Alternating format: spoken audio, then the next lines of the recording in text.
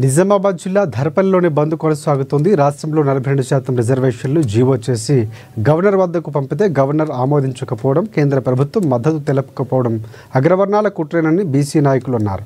రాబోయే రోజుల్లో రాష్ట్రంలో బీసీల రిజర్వేషన్లు బీసీలకు ఇవ్వాలని డిమాండ్ చేశారు.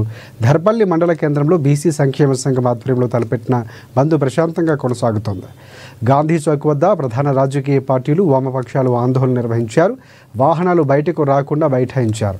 బీసీలకు 42% రిజర్వేషన్లు కల్పించే అంశంపై కేంద్ర మంత్రులు, బీజేపీ ఎంపీలు ఆ పార్టీపై ఒత్తిడి తేవాలని నాయకులు కోరారు. ఎలాంటి అవాంఛనీయ సంఘటనలు జరగకుండా ధర్పల్లి మండలంలో ఎస్ఐ కళ్యాణి పెట్రోలింగ్ నిర్వహించారు.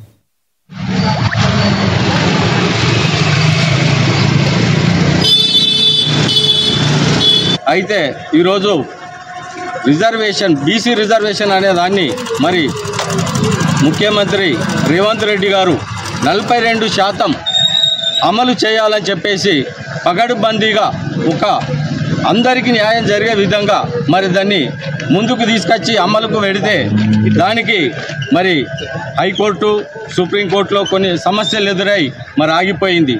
దానికి మరి ముఖ్యంగా వారం క్రితమే గవర్నర్ గారికి, అదేవిధంగా ప్రధానమంత్రి గారికి రిజర్వేషన్ అమలు చేయాలని చెప్పి తీర్మానాలు పంపడం జరిగింది.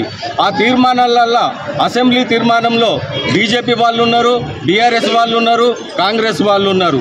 తెలంగాణ బీసీ బంధుకు ధర్పల్లి గ్రామస్తులు మరి బంధుకు సహకరించినందుకు అన్ని పార్టీ నాయకులు, మరి ధర్పల్లి గ్రామస్తులు అన్ని పార్టీ నాయకులు, Congress party, TRS party, BJP party అన్ని పార్టీ నాయకులు సహకరించిన వారందరి కృతజ్ఞతలు.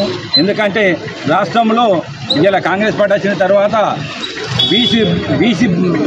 బీసీలకు న్యాయం జరగాలని ఒక రాష్ట్ర ముఖ్యమంత్రి పట్టుదలతోటి, తనకు తోచిన ఆలోచనతోటి, తనకు ఏది విధానమైతే తనకు తోచిన బీసీలకు న్యాయం జరగాలి 42% కేంద్ర ప్రభుత్వం